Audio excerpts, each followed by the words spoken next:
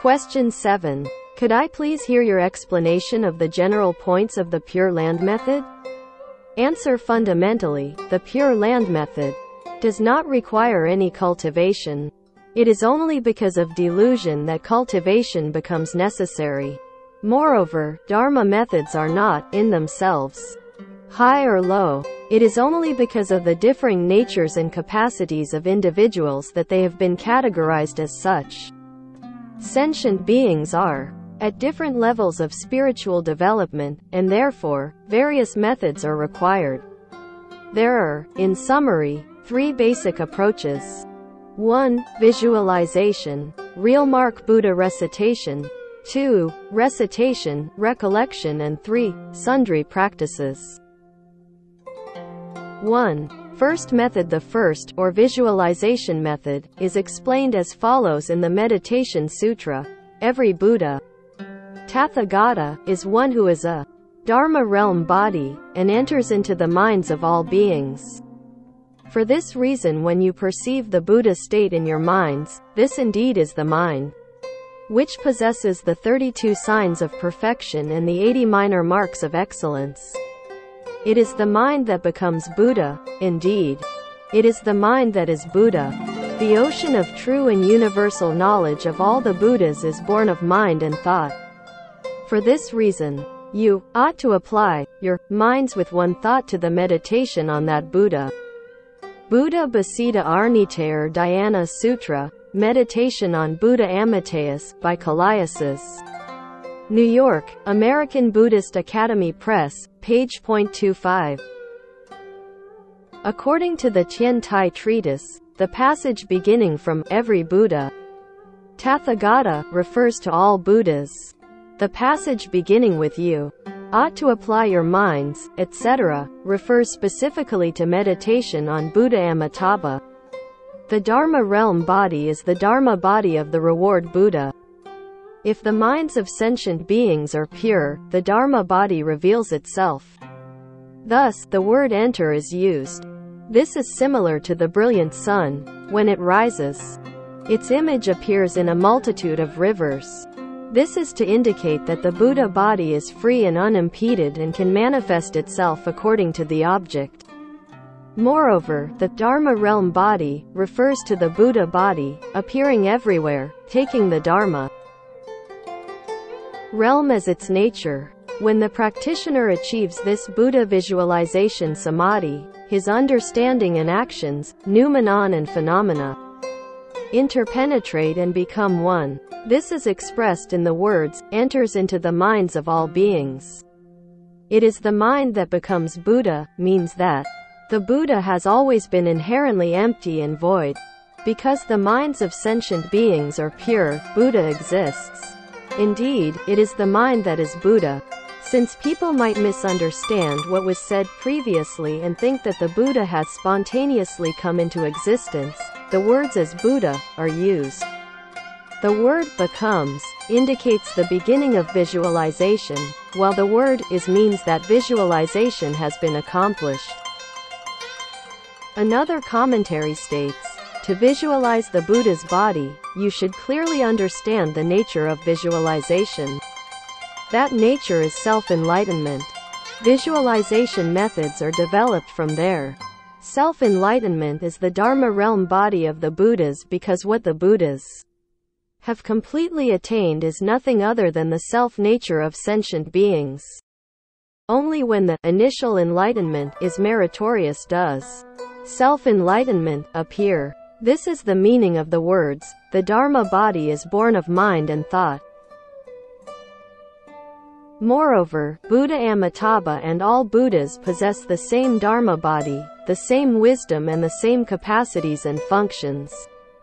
When the body of Amitabha Buddha is manifested, the bodies of all Buddhas are manifested. When the bodies of the Buddhas are understood, the nature of Amitabha Buddha is revealed. Therefore, the Meditation Sutra refers broadly to all Buddhas in order to end in the visualization of Amitabha Buddha. From the words, Dharma realm body, on, the sutra refers to the mutual response between the Buddhas and the practitioner and the interpenetration between understanding and action, theory and practice. Commenting on these two explanations, an elder master has written, "Without the first explanation, the above visualization would not be a meditation on the Buddha. Without the second explanation, the practitioner could misunderstand and think that the nature of sentient beings is different from that of the Buddhas." The two explanations are complementary in elucidating the visualization method. 2. Second method. With the second, or recitation, recollection method, the cultivator either recollects the auspicious features of Amitabha Buddha or recites his name. This method has both a noumenal and a phenomenal aspect. In the Avatamsaka Sutra, the elder Mukkata, Liberation, said, "If I wish to see Amitabha thus come one in the world of happiness, then as soon as I formulate the intention I see him. I can clearly see all the various Buddhas, their lands and retinues as well as their spiritual powers. And yet, these thus come ones do not come here, nor do I go to them. This is so because I know that all Buddhas and my own mind are completely like a dream. I know that all Buddhas are like an image or reflection in the water. I know that all the physical characteristics of all Buddhas together with my own mind are both like an illusion, an echo. I realize this as such and recollect, and consider this as such that all Buddhas I see arise from my own mind. Because I clearly understand my mind as such, I can at will see the Buddhas." Flower Adornment Sutra, Trail. By Tripitaka Master Suan Hua. Ch. 39, Part 2, page .104 to 106. An elder master commented on the above quote as follows. From the first sentence to the words, "Nor do I go to them, the Buddhas." The sutra elucidates the truth of mind only. If the practitioner is enlightened to the truth of mind but not mind, he immediately enters the true thusness samadhi. When the practitioner truly understands that all realms and marks are illusory, created from the mind, and awakens to the truth of mind only and mind is Buddha, then, depending on the object of his thoughts and recollection, there is nothing which is not Buddha. The second part of the quote refers to 4 examples. 1. Like a dream, stands for the truth of neither coming nor going. 2. Like a reflection in the water represents the truth of neither leaving nor entering. 3. Like an illusion, stands for the truth of neither existing nor non-existing. 4. Like an echo, means neither disintegrating nor amalgamating. The first example indicates that everything is mind only. The second example shows that, because it is mind only, it is empty. The third example indicates that, because it is mind only, it is false. The fourth example shows that, because it is mind only, it is the middle way. These 4 examples encompass the 4 meditations and include the general and the specific, thus revealing the truth of mind only. Everything has always been perfect and unobstructed. This is the teaching of the Avatamsaka Sutra. Noumenon or absolute level. If the practitioner clearly understands this truth and concentrates the Buddha's name, free of 1. The mind of existence, and upon non-existence. 2. The mind of simultaneous existence and non-existence. 3. The mind of simultaneous non-existence and non-non-existence. While 4. Severing all past, present and future. This is called noumenon recitation. If the practitioner can recite single-mindedly in this way, throughout the 6 periods of the day and night, i.e., all the time, without interruption and without developing a single thought, he need not pass through any stage of cultivation but can enter directly into the realm of the Buddhas. This is also called one-pointedness of mind, noumenon level. Phenomenon or material level. The Sarangama Sutra states, Moreover, whoever recites the name of Amitabha Buddha, whether in the present time or in future time, will surely see the Buddha Amitabha and never become separated from him. By reason of that association, just as one associating with the maker of perfumes becomes permeated with the same perfumes, so he will become perfumed by Amitabha's compassion, and will become enlightened without any other expedient means. Dwight Goddard, A Buddhist Bible. Boston, Massachusetts. Beacon Press, 1970, page .245. Another sutra teaches that, whether he focuses on the Buddha constantly throughout his life, or recites assiduously for 3 months, or 49 days, or 1 to 7 days and nights, or recites only 10 times each morning, as long as the practitioner holds the Buddha's name with deep faith and fervent vows. In a dragon encountering water or a tiger hidden deep in the mountains, he will be assisted by the Buddha's power and achieve rebirth in the Pure Land. A dragon outside the ocean or a tiger without the protection of the forest has but one thought in mind: to return to its environment. Recitation requires the same single-minded intensity. According to the Meditation Sutra, even an ordinary being, guilty of the 5 grave offenses and the 10 evil deeds, will be reborn if, at the time of death, he recites the Buddha's name but 10 times with utmost sincerity. This is one-pointedness of mind, phenomenon level. In summary, one-pointedness of mind, noumenon level, refers to the practitioner who thoroughly understands the 4 meditation truths discussed above, and recites the Buddha's name with such a mind. It is equivalent to the realm of empty wisdom, wisdom of emptiness, and leads to the realm of pure truth. One-pointedness of mind, phenomenon level, on the other hand, refers to the practitioner whose mind is still attached to recitation, one recitation following another without pause, leading to the state of extinction of all sundry thought. One-pointedness of mind, noumenon level, is the practice of those of the highest capacities. One-pointedness of mind, phenomenon level, embraces those of moderate and low capacities. 2. Third method. The third method is called sundry practices, as the cultivator engages in many practices seeking rebirth in the Pure Land. Thus, in the Avatamsaka Sutra, the Bodhisattva Samanta Bhadra advises and urges the youth Sudana, good wealth, and the ocean-wide Great Assembly to seek rebirth through the 10 great vows. These 10 great vows are: first, worship and respect all Buddhas; second, praise the thus come ones; third, make abundant offerings; fourth, repent misdeeds and hindrances; fifth, rejoice at others' merits and virtues; sixth, request the Buddha to turn the Dharma wheel; seventh, request the Buddha to remain in the world; eighth, follow the teachings of the Buddha at all times; ninth, accommodate and benefit all sentient beings; 10th, transfer merits and virtues universally.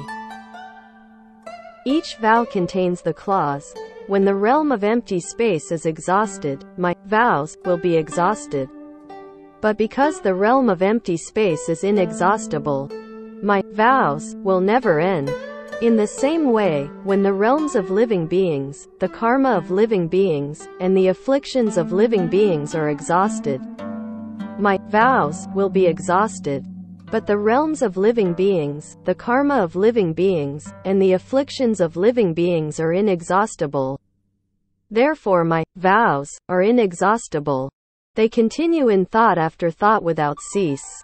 My body, mouth and mind never tire of doing these deeds. Master Suan Hua, Trail. Flower Adornment Sutra, ch. 40, page .48. The practitioner should cultivate these 10 great vows with body, mouth and mind, and without interruption or lethargy. At the time of death, when all family and possessions are left behind and all faculties disintegrate, only these great vows will follow close behind, and in an instant, the practitioner will be reborn in the Pure Land. This constitutes seeking rebirth through the power of vows. b. Moreover, in the Maharatnakuta Sutra, Buddha Sakyamuni told the Bodhisattva Maitreya, "These 10 minds cannot be developed by ordinary people, nor those who lack virtue and are beset by afflictions." What are these 10 minds? They are to develop great loving kindness toward sentient beings, to develop great compassion, to protect the true Dharma of the Buddha without regard for one's life, to develop supreme tolerance of the correct Dharma, without clinging nor grasping, to be still and peaceful, without seeking gain, support nor respect, to seek the Buddha's wisdom at all times, to be respectful and reverential toward all beings at all times, to avoid indulging in mundane discussions, to plant all good roots, to give up attachment to the marks of the Buddhas, while always keeping the Buddhas in mind. After translation by Saddaloka Bhikkhu. These are the 10 minds of the Bodhisattvas, which enable them to achieve rebirth. For someone to attain one of these 10 frames of mind while seeking rebirth in the Pure Land and yet fail to be reborn is simply impossible. This sutra passage refers to achieving rebirth through mind power. See, moreover, in the Sutra of the Heart of Great Compassion mantra, the Bodhisattva Avalokiteshvara, Kuan Yin, said to the Buddha,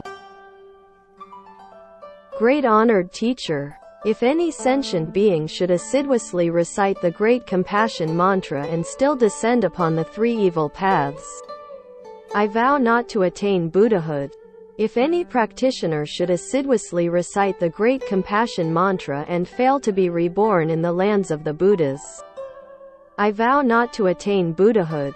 If any practitioner should assiduously recite the Great Compassion mantra and not achieve innumerable samadhis and great eloquence, I vow not to attain Buddhahood. If anyone should recite the Great Compassion mantra and not have all the wishes and hopes of his present life fulfilled, this dharani cannot be called the Great Compassion mantra. The only exceptions are wishes which are unwholesome and those made when the mind is not utterly sincere. Moreover, practitioners who assiduously recite such dharani as the 1,000-armed Avalokiteshvara mantra, the rebirth mantra, etc. with utmost sincerity, can all be reborn in the Western Pure Land or other Pure Lands. This is achievement of rebirth through spiritual power. d. Moreover, as stated in the Meditation Sutra, those who wish to be born in that land of ultimate bliss must cultivate the threefold goodness. Firstly, they should be filial toward their parents and support them, serve and respect their teachers and elders, be of compassionate heart and abstain from doing harm, and cultivate the 10 virtuous actions. Secondly, they should accept and hold on to their refuge in the 3 jewels, perfectly observe all moral precepts and not lower their dignity nor neglect ceremonial observances. Thirdly, they should awaken in their minds a longing for Bodhi, deeply believe in the principle of cause and effect, peruse and recite Mahayana sutras and persuade and encourage other practitioners. These 3 groups of practices are called pure actions, and they are the efficient causes for the pure actions of all the Buddhas of the 3 worlds, past, present and future. Kalayasas, Op. Cit. Page .10-11. This is in reference to achieving rebirth through the power of accumulated merits. Furthermore, those who perform good deeds, carrying them out to perfection and transferring the merits with a mind of faith and vows, can all achieve rebirth as well. These meritorious acts include erecting temples, stupas and statues of the Buddhas, worshipping the Buddhas, reciting sutras, adhering to the precepts, burning incense, offering flowers, donating penance and other decorations to Buddhist temples, making offerings of food to the clergy, practicing charity, etc. This is a general outline of the Pure Land method. Since practitioners differ in their vows and practices, and noumenon also differs from phenomena, there are bound to be differences in their perception of the Buddha and understanding of the Dharma. Their resulting physical attributes and environment are also different. See glossary for noumenon. Additional comments by Dharma Master Thien Tam. To achieve rebirth in the Pure Land, the practitioner need not limit himself to Buddha recitation or visualization, but may engage, inter alia, in any one of the following practices. A. Power of vows, such as the 10 great vows of the Bodhisattva Samantabhadra, Avatamsaka Sutra. B. Mind power, such as the 10 minds of the Bodhisattva, Maharatnakuta Sutra.